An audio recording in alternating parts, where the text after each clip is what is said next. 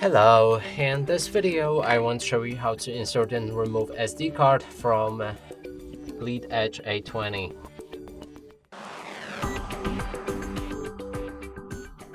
And to do this, let's take a look on the left side of our camera. Inside you can find the slot for micro SD card. Now align it like this and then simply slide it in with your fingernail until you hear the click. Now the SD card is inserted. To remove it, we'll need to click on that SD card again with our fingernail or something very thin like the edge of the blade. And now it's removed and we can pull it out just like that.